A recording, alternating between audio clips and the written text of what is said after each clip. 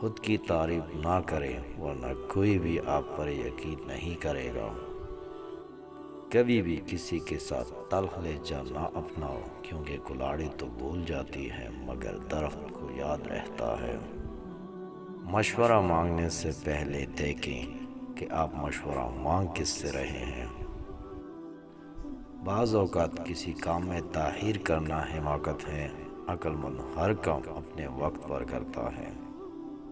ہماری زندگی اس دن ختم ہو جاتی ہے جب ہم ان چیزوں کے بارے میں خاموش ہو جاتے ہیں جو عام لوگوں کے لیے اہمیت رکھتی ہو۔ لوگوں کو زیادہ جاننے کی کوشش نہ کیا کریں، کیونکہ جتنا جانتے جائیں گے اتنا ہی دور ہوتے جائیں گے۔ جب کوئی نہ سمجھ رہا ہو تو خاموش ہو جانا بہتر ہے، کیونکہ بحث باتوں کو بگاڑ دیتی ہے۔ دوسروں کے لیے اچھا سوچو گے تو اللہ پاک تمہارے لیے راستے بنا دے گا اور تمام مشکلیں آسان کر دے گا انشاءاللہ۔ جس دن تم دوسروں کا درد خود پر محسوس کرنے لگو تو سمجھ لینا کہ تم اشرف المخلوقات ہو۔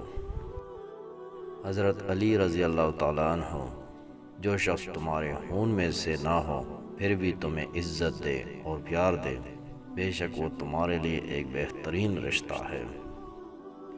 ہر کسی کے لیے دعا کیا کرو، کیا پتہ کس کی قسمت تمہاری دعا کا انتظار کر رہی ہو۔ تعجب ہے اس پر جو دوزخ کو مانتا ہے اور گناہ کرتا ہے۔ اپنا بوجھ حلق پر نہ ڈالو، خواہ وہ کم ہو یا زیادہ۔ عافیت کے 9 حصے الگ رہنے میں ہیں اور ایک حصہ ملنے میں ہے۔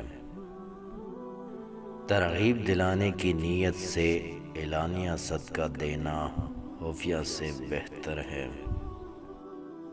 امراء کی تعریف سے بچو کہ ظالم کی تعریف سے غضب الہی نازل ہوتا ہے۔ ویل لکل ہمزۃ لمزہ، تباہی اور بربادی ہے ایسے تمام لوگوں کے لیے جو انسانوں کو طعنے دیتے رہتے ہیں اور ان کے عیبوں کی تلاش میں لگے رہتے ہیں۔